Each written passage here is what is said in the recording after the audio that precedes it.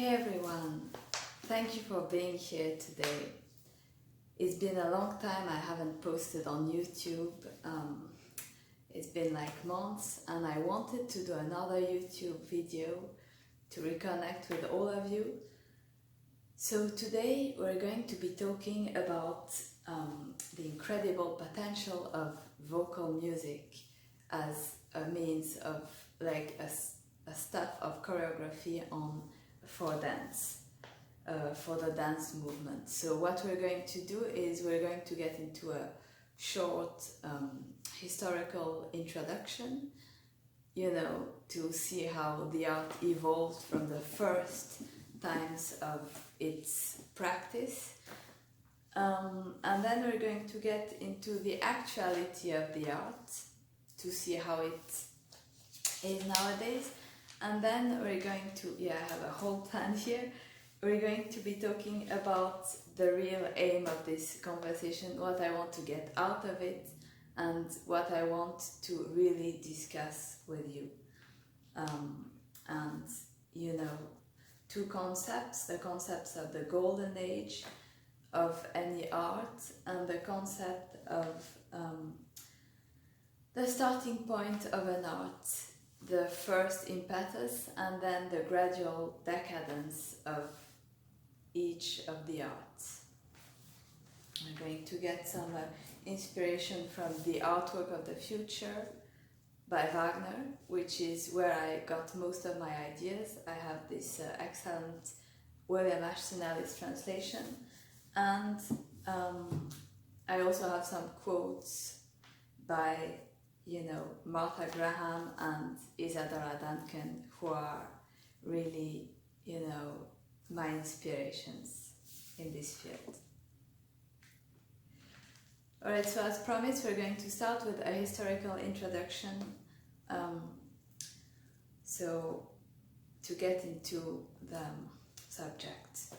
So what I want to say about the past of dance is that from the beginning of time, dance has always been used mostly as a religious instrument for man to express his reverence for God.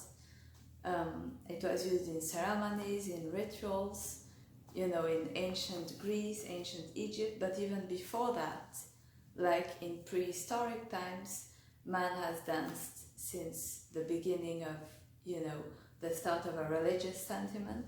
It's one of the main things that he's been using dance for.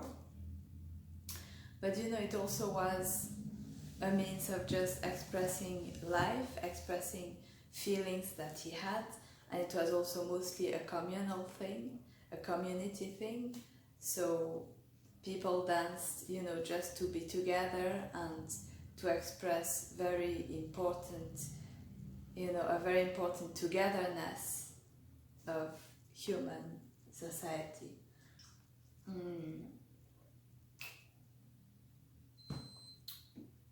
The next point I want to come to is how it came to be used in antiquity, ancient Greece mostly.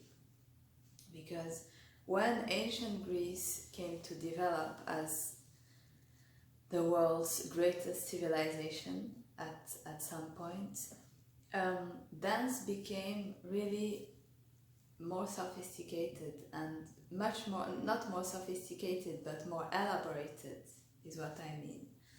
Instead of being used only as a ceremonial, ritual, religious, or just basic means of expression for man, it also became associated with the theater. So ancient Greece is, this time when you had these big amphitheaters and you had these tragedies, these dramas that were performed, the dramas of, Sophocles, Aeschylus, who were great Greek tragedians, ancient Greek tragedians. And this is very important because this is a point in time when dance became a part of something greater than itself. So people, instead of just dancing, just expressing themselves through movement, they started acting, they started, integrating dance, the dance movement to the play, which was a story, which said really important things. And so this was a very important stage in the development of dance, because dance was no longer just, a kind of ritual or a ceremonial thing. It was also a very important part of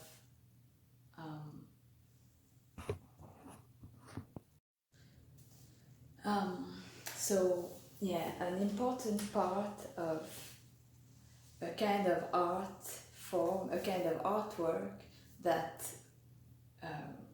that put together a lot of different arts. Literature with the texts of the tragedians, which was essential to tell a story in order to tell the story. Scenic arts, dramatic arts, because each actor was a comedian or a tragedian, so they had to, express what their characters felt and express a definite story. And then of course dance, because for the divertissements and the parts where, the story was not really advancing, but there had to be some light-hearted, amusements and things. Dance was favored for this. So dance became a part of a huge framework of all kinds of different arts, and it was not only made for entertainment, it was also essential as, it was deeper than that, because the story itself, the action, was also danced.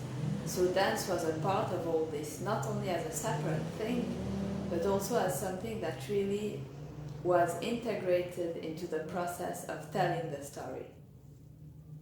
So this was a very important time for music, for dance, for the art form of dance. It was really a time when it bloomed to a very deep, very profound union with all the other arts. The part I want to come to now in this historical overview is a very important time for the art of dance, and that's the time of the Sun King, Louis XIV. So in the court of France, at the time of the Sun King, it was the 17th century, So this was a time really of great blossoming for the art of dance. Not as it had been in ancient Greece, where it had been integrated in the play, not as, a part that was not really essential, but that was integrated into this whole framework of the different arts. It was an art form that became separate from the rest and that became practiced by itself, the ballet, right? So the ballet became a coded language that had its own story to tell. So all the steps became coded, and it became a definite language that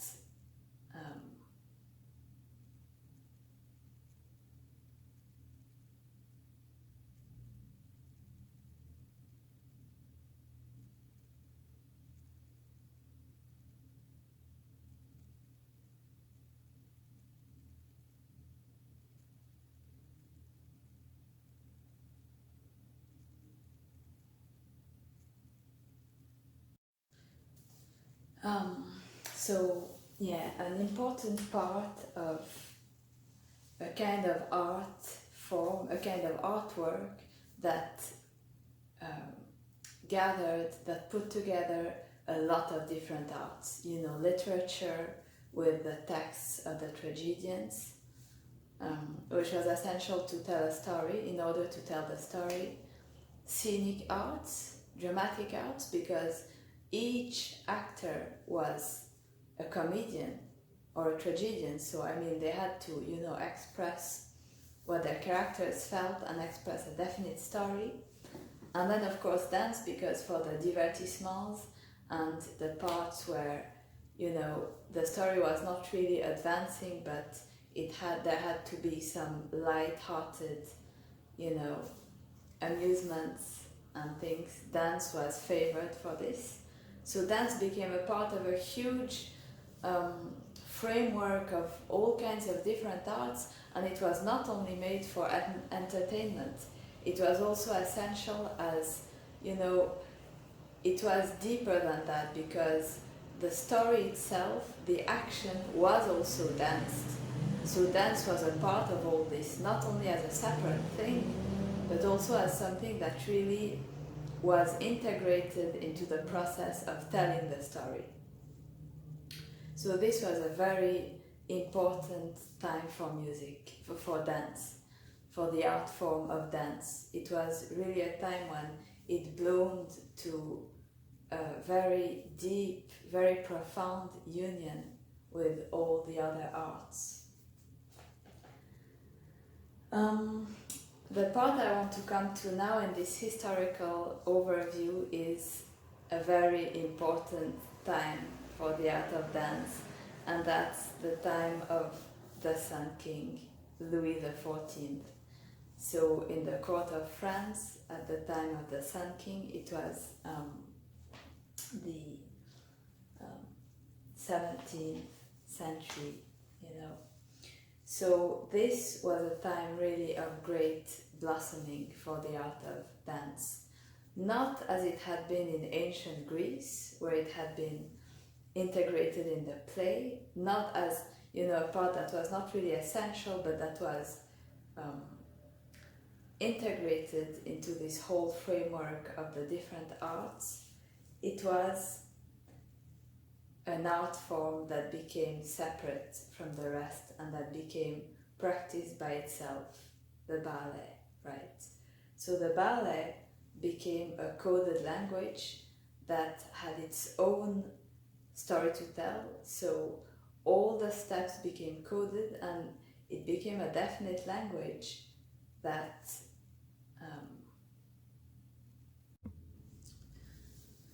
not because of, you know, not in the way of ancient Greek as it was in ancient Greece, but rather it developed along other lines. So these lines that I want to talk about are it's in fact the path where dance separated itself from the other arts. That's the first time when we have an idea of dance as a specific art form that had nothing to do with the other art forms, that had nothing to do with literature or well, it actually had to do with also with text, because Lully, Jean-Baptiste Lully, the court composer of the Sun King, was a very important part of all these shows, these performances that were given in the honor of the Sun King. But nevertheless, dance became a very coded language where the important was to follow specific rules that were particular to the art of dance alone. So it was not, dance was no more a means of just expression, but there were very specific rules that were created. So the 6 positions were determined, were created: first, second, third, fourth, fifth, and sixth, you know. And all the steps that emerged from these 6 positions were based on these 6 positions and on the rules of turnout, of pointing the feet. It's also the time when the whole ballet syllabus was elaborated. That's why ballet syllabus is in French. You know, we say plié, tendu. So that's all rules that were created in the school of France at the time of the Sun King. At that time, though, it was still a little bit similar in a way to the way dance was used before, because dance was also a means of glorifying something. So it was no longer, it was also God, but it was more like, you know, the glorification of a king, of the Sun King. and it was the means through which the power of the reign of King Louis XIV was exalted. So we also have here a kind of shadow of what it was to become later, because as Lully wrote, composed, vocal music, dance was also put to words, but dance was not really expressing the words. It was just this coded language of dance with the 6 positions that was applied to these words, but it was not really, there was not a specific step for each word to express each word. It was more a kind of association of sung music and dance, without dance really trying to translate exactly what the music and the text were saying. So this was the first trace, if we can say, of dance's estrangement from the other arts. It became an art form in itself, it worked only for itself, and at that point started the never-ending quest for virtuosic movement, which was movement made to glorify only dance itself, apart from all the other arts. It was no longer made to complete an artwork that was to tell a story or that was to express specific things. It was just an art form in itself. It became a sort of athletic,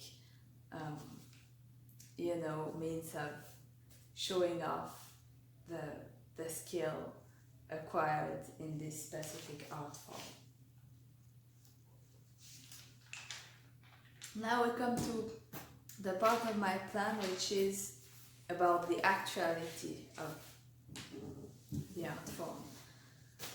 Today we have ballets. Most of our ballets now were created by, even before Marius Petipa, who came to Russia from France.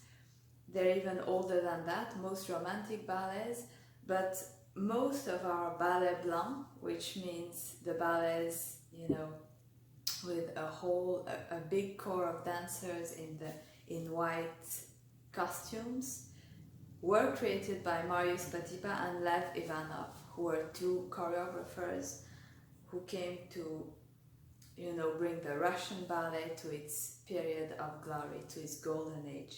So this was the golden age of traditional ballet as we know it. And when you think of it, all these ballets that we can see nowadays, Swan Lake, Nutcracker, Sleeping Beauty, La Bayadère, Cinderella, Romeo and Juliet, all of these are ballets that are choreographed on music that's not sung, just orchestral music, because the fact of having music without the words, as was, at the time of Lully, there were the words, it was sung music mostly. The fact of having music without words allowed dance to become more prominent, because music was simpler. You didn't really have to care about the thoughts, the emotions of characters. You just have an endless flow of orchestral music. And the focus of these ballets is really to show a specific choreography. All these choreographies were already created by Marius Petipa and Lev Ivanov. They are taken and modified by other choreographers depending on the companies that interpret them and produce them. But they are specific, they have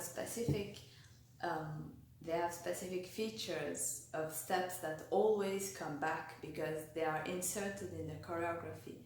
So they don't really want to express something other than traditional ballet technique. And they exalt movement and coded ballet steps as, the rule. So since we've seen in what way dance was severed from the other arts in this historical overview, I'm now going to jump to the true aim of my conversation, because I didn't mean to just talk about the history of dance and, you know, expound ideas like this. I wanted to talk to you about a very special concept that we all like a lot when talking about art, and not only art, also science, also all these very important fields of society. We often use the concept or talk about the concept of revolution in art, and it's very funny how we have, you know, usually the way we interpret a term is often very different from the way the term was originally created. So when you think of the word revolution, we think of it as, you know, a disregard for everything that is past, and even a rejection of anything that is past in order to move on towards a glorious future. That's how we usually view the term of revolution. So what I wanted to mention about this word is that it's not actually the original meaning of the term of revolution. The original meaning of the term of revolution, as I read in a very interesting article one of these days, is a return to the starting point in a circle. So when you have a circle, you go from beginning to end, and this is the first revolution, and then you go back, you start again from the starting point, and you get back to the conclusion. So this is very important, because this is a very important concept, because we tend to think of revolution as just moving forward, but in fact, if we take this term as I just explained it, which is the etymology of the term, it highlights the fact that in order to move forward, we have to always get back to the starting point and make another revolution. So if you think of revolution not as moving in a circle, but moving in a spiral, it means that you always get back to the starting point, but higher. So at this stage, since I evoked this concept, I want to mention two concepts that I wanted to talk about in the context of this revolution concept. The first one is the concept of the starting point of anything, of an art form, and then the gradual decadence of this art form after the starting point is reached. This is also closely linked to this other concept I want to mention, and this is the concept of the Golden Age. So to get back to our historical overview, when you think of ancient Greece and the way the arts were all put together in one, you can read any articles from any artists, any authors, mostly of ancient time, the 19th century or the 18th century or even before then, and even now. And you will notice that there is a general acceptance of the fact that antiquity was a golden age for all the arts and for philosophy, where all these arts, all this philosophy used to flourish and came to really, a peak of greatness that we are trying to emulate now in our times. So if you take ancient Greece to be the golden age of art, this time when all these arts were assembled in one artwork that was given in these great amphitheaters like dance, poetry, literature, acting, all of these. And you add to this concept the concept of the starting point and the gradual decadence, which means that when something begins, it always has a golden age. And then after that golden age, it starts progressively, gradually to fall into decadence. This is a process that is generally recognized as true, because when you have an impetus, it's normal that it gets, it falls back down. It cannot always keep the same strength of life. So if you take antiquity to be the golden age of the art of dance and of all the arts, and then you think that we've been falling into a gradual decadence from that time onwards, you could think that the return to this inspiration that we had before, that people had in the Greek antiquity, which was, as we said, if we take it, that it was the golden age of all the arts, the necessary thing to get back to this would be precisely to find another way of bringing together these arts of dance, music and text in a kind of theater, a play, as the ancient Greeks did. So how would we find the inspiration how would we find the stuff to do this again, to bring this again, to the stage? So this was actually the object of this discussion, because what I wanted to bring forward was that we have a lot of stuff to take from opera in general. Why could an opera not be choreographed to dance movement?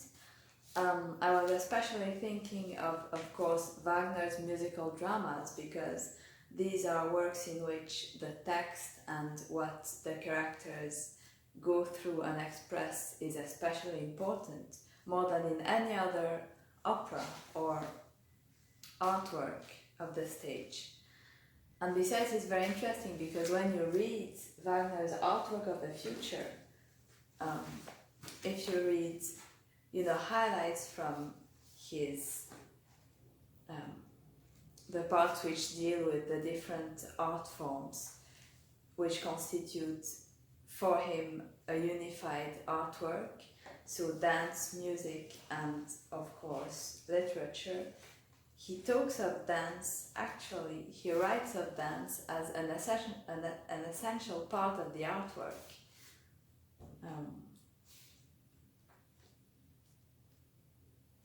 I'm going to read the start of the parts of this essay which deals with dance, so from the Artwork of the Future.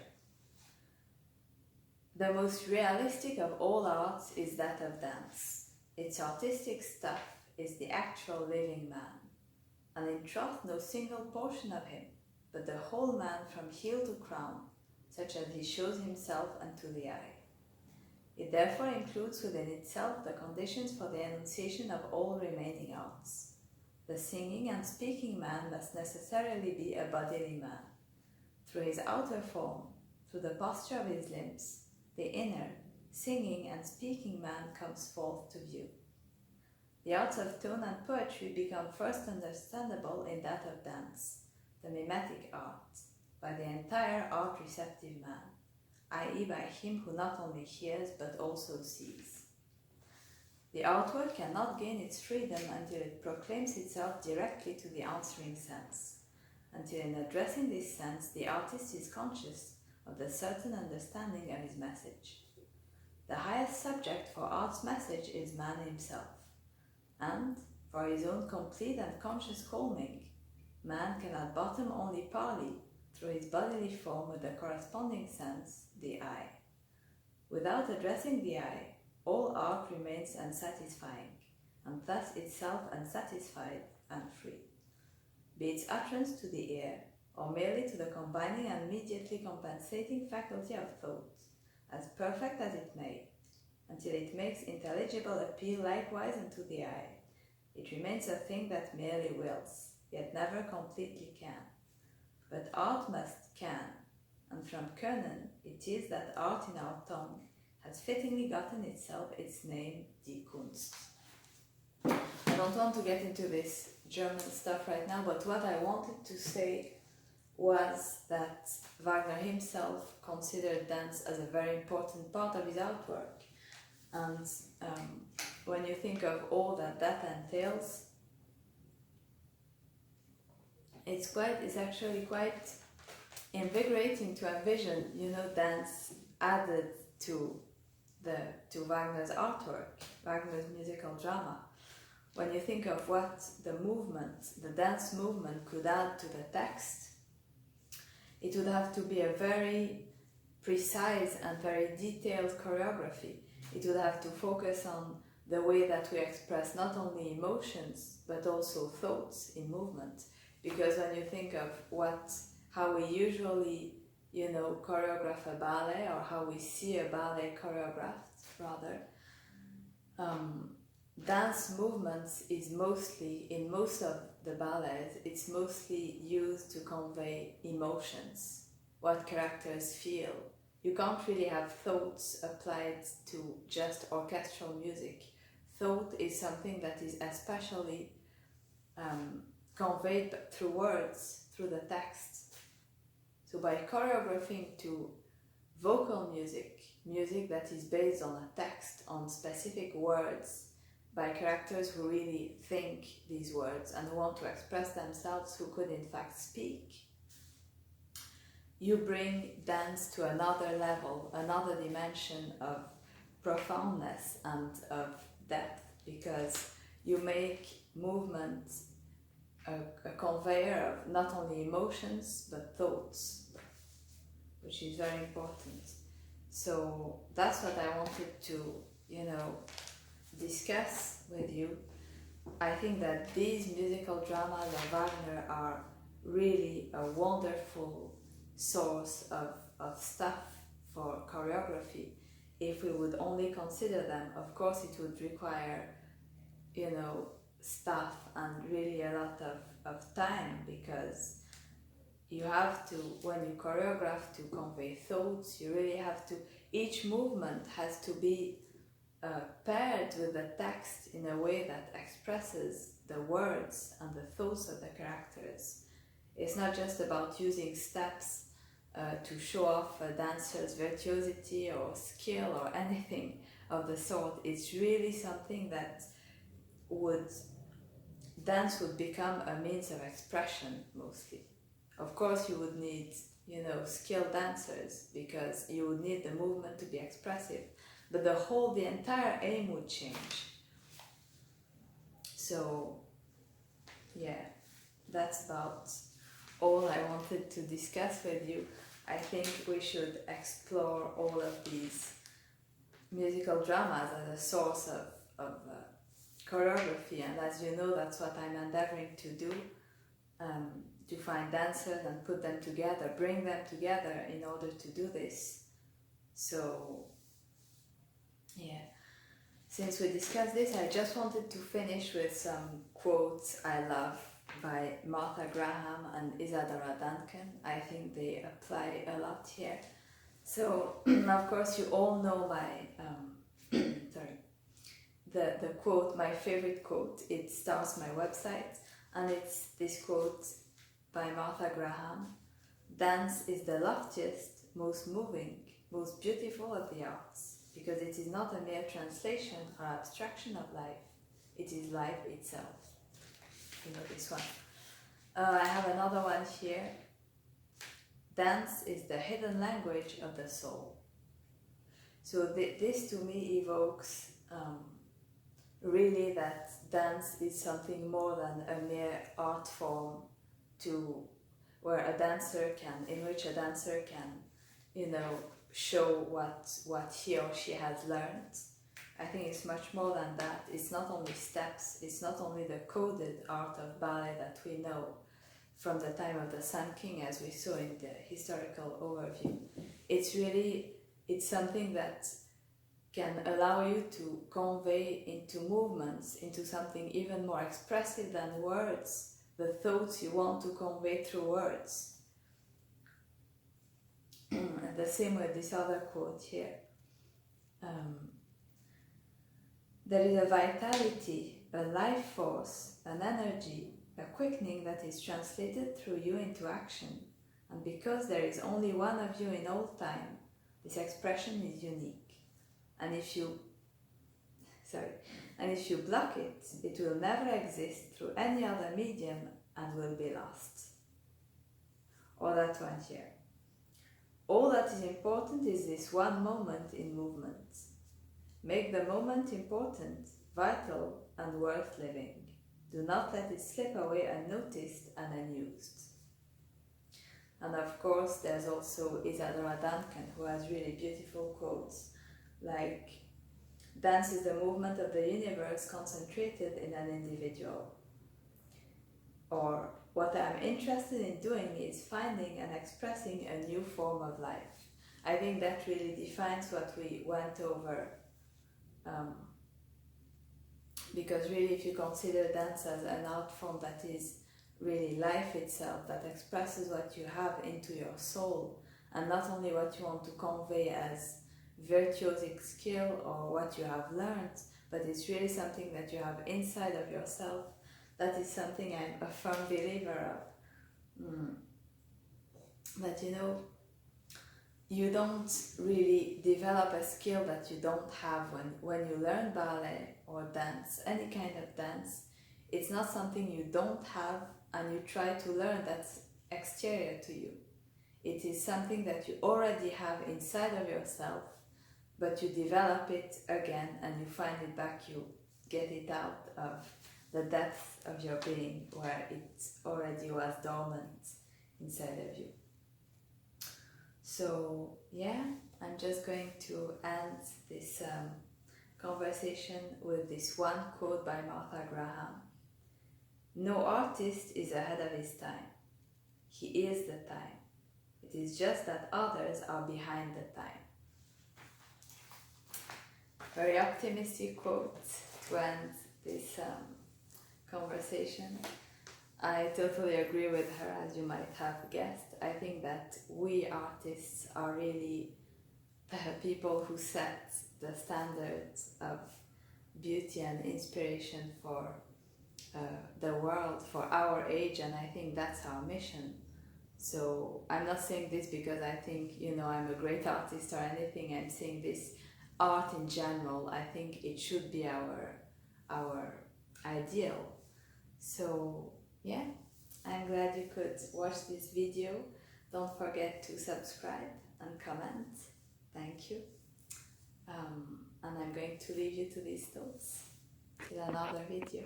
Thank you. Bye.